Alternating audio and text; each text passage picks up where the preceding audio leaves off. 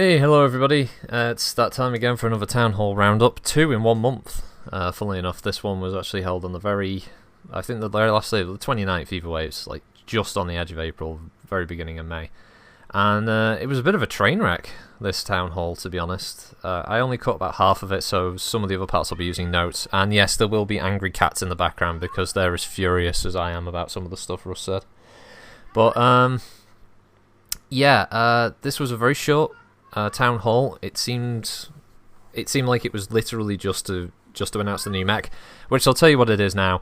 If you haven't already found out, it's the Nightgear. It's a clan heavy 75 tons. It's basically it's going to be like a slower Timberwolf, but with way more pod space. So expect a shitload more guns, and just to be even scarier.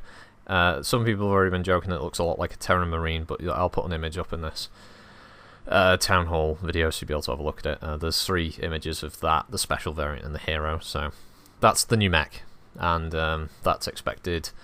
The pack is going up in May, and it'll be out after let's see, what was the last one? The Cyclops. So August, something like that. The next 2 mechs, they also hinted at, are going to be both clan Omni-mechs again, and it's going to be another medium and another heavy. So start putting your bets on what that could be. I'm kind of hoping that one of them will be the Battle Cobra. That'd be kind of cool. Just to see how they make a modern version of the Battle Cobra, to be honest. So, yeah, they kick off. They were late at the start. They were about 20 minutes late. It seemed like they didn't really know what they were doing here. Either somebody was, like maybe Russ was late, or maybe they just had trouble. But, they get it kicked off. So they start talking about Phase 3 of Faction Warfare, which they really enjoyed. As a launch, they said they accomplished their goals, all that stuff. Russ was talking about some of the bugs they had, things like the drop decks not saving, and he said they're going to be patched soon, if not in a hot fix, then a little later down the line. They're also looking at long toms because they're incredibly overpowered at the moment, and they're kind of hilarious to watch, either being the victim of one or to watch the poor bastards get killed by those things. But long tom is just inherently broken. It does so much damage, it just wipes out enemy teams, or even friendly teams if you're not careful, in seconds, and they recharge so fast, it's crazy. So yeah, apparently it inherited some of the old code from another coder who's not there with them anymore, and they're having to change it, and that's expected in May. So expect the faction warfare to be broken with the long toms for a little while now. But Russ assured everybody that they would be doing incremental updates all the way through. There'll be multiple patches, and eventually there'll be enough kind of updates that they can say, oh, it's now Phase 4. I don't know, seems kind of lazy. Russ then starts talking about how the buckets for matchmaking are kind of gimped because they've got 10 factions, and it's kind of difficult to have 10 factions, and he kind of blames it on the law, saying, oh, everyone wanted it for the law reasons, but you didn't really have the law. I mean, you've got 10 factions just because you looked at a book and saw some symbols on a map. You could have changed this. You could have made it any other way, but you decided to go this way. So, the notes. They still wanted to make it so people can get in there, and yeah, there's obviously Russ goes off on one. He talks for a while about pointless shit, but eventually gets back on track. He's talking about how they had the solo queue, they've now merged that back in, so it's now just one queue again after the complaints on Twitter, that kind of thing. Obviously there's issues with scouting at the moment. There's a very divisive situation regarding Stormcrows and their use of Streak 6s in the scout mode, and there was discussion about possibly dropping the clan weight limit from 55 to 45 to prevent people from taking a Stormcrow, and keeping the Innisphere at 55. I don't know if that's really the fix, to just basically cut one type of mech out from the other team just because, well, you broke it by making it so unbalanced. A simpler route would be not to allow Stormcrows to mount that many Streak 6s. Maybe put a hard limit on it, on how many of a particular type of weapon you can bring. I don't know. Something that just doesn't involve, just knock 10 tons off the weight. It just seems kind of shitty. But that's what they did. That's what they're looking at doing. They're not going to do it yet, but it wouldn't surprise me if they just go, oh, fuck it, I can't be arsed. We'll just do it this way. What was the other thing? He was talking a lot about. Oh, he was talking about Solaris and how he doesn't really have many details, but they're going to be making a new type of bucket matchmaker for the ranked system with ladders and all the rest of it. So that's going to be your hardcore competitive solo queue mode, basically. If anything else is to gauge by their previous lack of success, this should be the same. Just complete failure on every rank now. Russ did kind of piss me off with this one. I made a kind of a rambly note about here, but basically he keeps shitting on the product, and he keeps calling MechWarrior niche, and that there aren't enough people who like it or are fans enough to want to play it long enough to give them cash.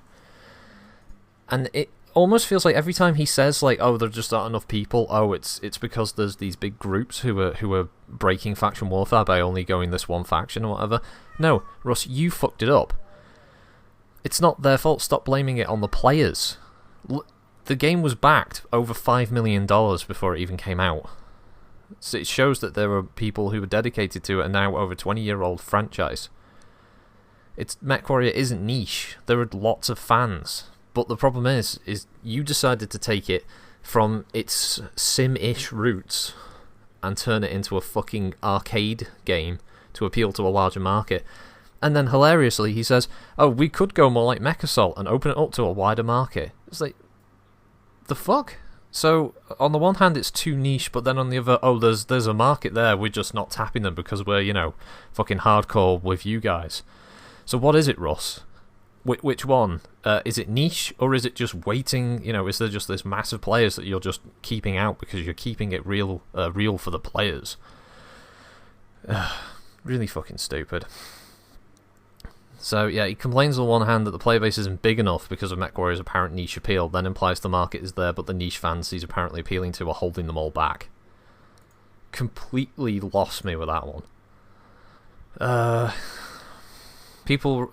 question came up about pre-save drop decks. Russ says it's on the table post Faction Warfare release, but it was actually something they had to drop from the launch. So I assume it's pretty much finished, and it'll be available in summer. Apparently, you'll get 2 invasion drop decks and 2 scout drop decks, which you can save, and then if you want more, you have to pay money for them or mech credits. Don't know how successful that's going to be. They were talking about the May and June roadmap as well, expecting that to be revealed on the forums either next week or whenever they finalise it. Basically, May's big deal is going to be the new command wheel and the release of the Kodiak, and June is the rescale patch. And the new assault mode is going to be in one of these patches. I'd hedge my bets at it being June because they didn't talk about assault mode at all in this town hall. The heat scale. Yeah, there was a question about the heat scale update that he mentioned a couple of town halls back. How he said it was going to fix Alpha Warrior Online and all this stuff.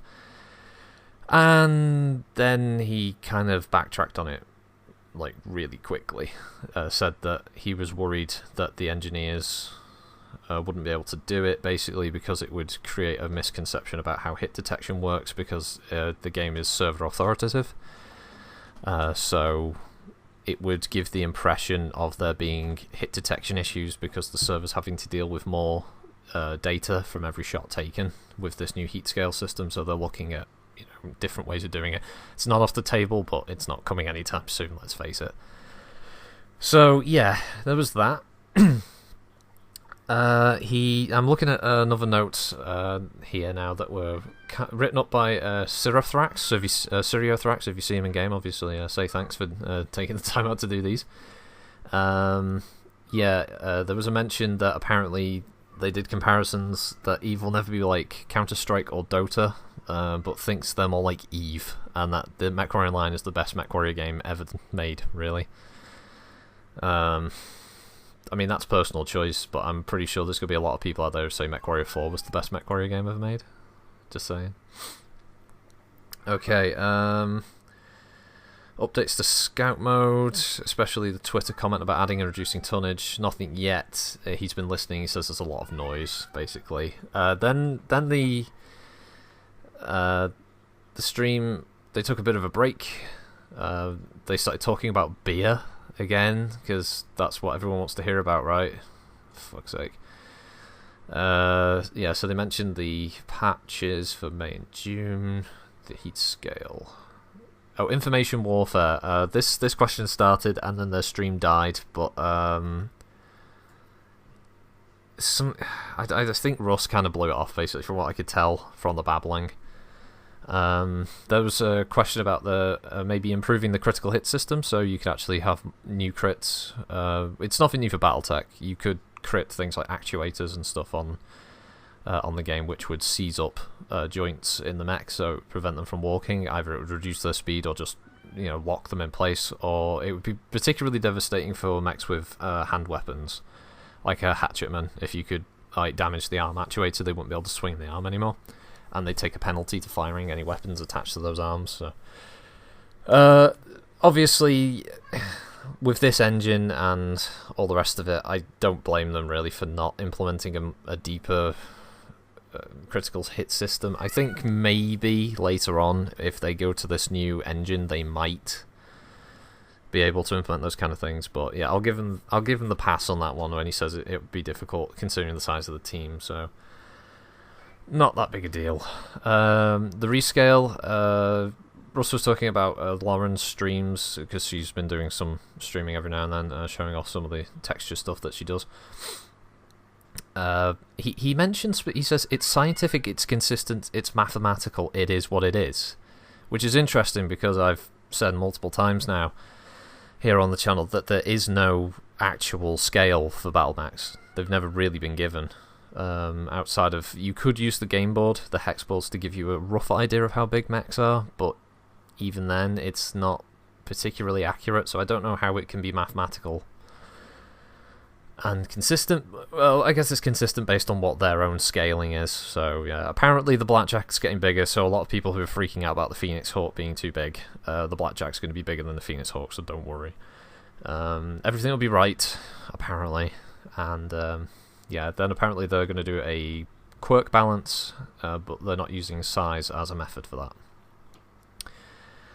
Someone asked the question, why don't they have every match in the public queue be part of CW? Yeah, no, that's just not going to work.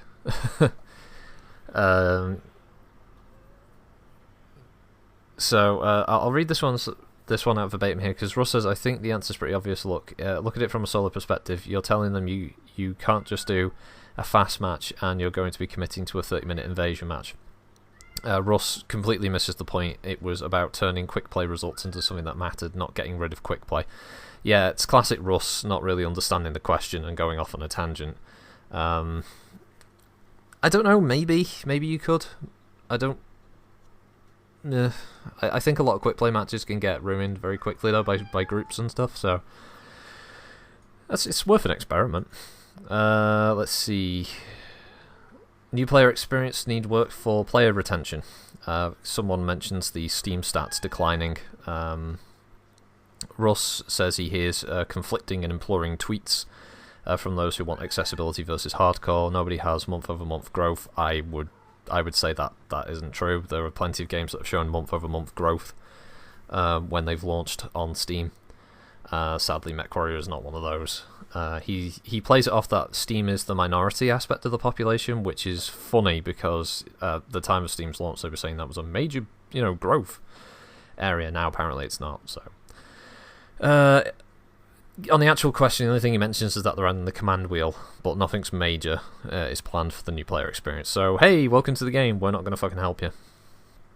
They went to another break. Then they started talking about the command wheel. Basically, you can hold E and you'll be able to give a smattering. I think it was 5 commands, and if you're the Lance or company commander, you can add a few more. It'll have like audio cues and stuff like that, and you can do a chat broadcast, and it'll create symbols on the minimap. So that's actually useful. I'd be interested to hear whether they've gone to the point of having different voiceovers for different factions. That would be interesting, but I doubt they will. There was a question about single player. Russ said nothing. Wait till May, apparently. There was a question about custom geometry. Apparently they're not holding it back, but they're busy on stuff like the decals, which he insists on calling decals because he's a prick. Speaking of it, it's been on pause since Phase 3. They will be refocusing on that in the next few weeks to finish that up. Custom logos was a question that's linked obviously to the decals. Plans for video conferences instead of the Twitch versions, just like the with the symbols. So they're interested, but they want to do them mostly for the devlogs, but they're on hold because they're redesigning a room for higher quality vlogs. Whatever. Then they mentioned the mech packs and whatever else there. Was there going to be any more music or audio? Russ completely sidetracked this question, just said, we're having a trailer for Phase 3 that comes out next week, and it's going to be 7 minutes long. Whether that means that music that's in the trailer will be given to us, we don't fucking know. Who knows? Thanks for not answering the question. Then there was a bit of tournament stuff to round it out. As I said, this one was kind of crap and short, so the sales for tickets haven't been determined yet. They won't be using Ticketmaster to sell them, and they don't know the pricing yet, but they're targeting about $50. That includes your lunch, your dinner, late night snack, and whatever else. Apparently it's really good value, I wouldn't know myself. But the sales are opening in early May, and they don't know what method they're going to use yet. They're probably going to work out some kind of reseller for those things. Don't know. And teams. Apparently there are 131 unique tourney teams who've registered. They might hit 140 by the time they have the cut-off period. And apparently at the time, 57% of those teams are from the US, 31 from the EU, and 12 from Southeast Asia.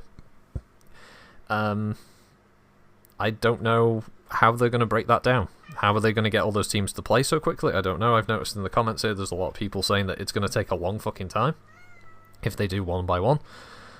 There's a lot of people, I think, who are worried about this as well, because they have this aspiration of making Mech Online a esports thing, and it's not like I want them to fail, but I just don't think Mech Online is in a position to now start trying to throw out esports money, or thinking they're suddenly going to get esports sponsorship or any of this shit. They're not going to be asked to these things. It doesn't matter. I really think this is a massive step in the wrong direction for the company. I would say they could do it when they had Solaris up and running, when they had Faction Warfare to a point where they were happy with and the community was happy with it, and if they had the single player and PvE stuff with a good new player experience, which would tie into that single player stuff, then maybe you could start looking into the esports scene. Not before all that stuff's finished. I know, Sutty. You're upset with it as well, aren't you? It's really fucking stupid for them to decide that this is the route to go. I assume this is all Russ's plan. Apparently, they're also taking most of the hit for the prize money themselves. Just gonna move this mic over a bit because I've got a cat trying to get me here. What? Real-time updates. So apparently most of the prize money they're going to be chucking out themselves, about 100,000. They say here that selling tickets is about 40k to the MechCon, won't even pay for the party, which apparently is going to cost 80,000, let alone the 100,000 plus prize pool. So, I mean, they're admitting they're going to be taking at least 140,000 loss on this, roughly. I guess that means they'll just put more mech packs up. I'll give them $20 for the mech pack, but yeah, I don't know what you think about that. I think it's a bit scary that a small company like this wants to just blow away $100 plus $1,000. I assume that's US as well, not Canadian, on something like this. It just sounds like insanity. But I've nearly rambled for 20 minutes on this. But yeah, that was the town hall. As I said, not very much information that was given, apart from a couple of wishy-washy numbers, dodging questions again, and we have some artwork of a new mech, and it's a new clan one, so hooray for clanners getting their new mechs, and also for the next two mechs after being clan ones as well. So that's interesting. Be nice to see what they do redesign wise. So yeah, I will catch you next time. Thanks for listening, everybody, and have a good week. It's Critical Rocket, Sooty, and Hebe meowing out.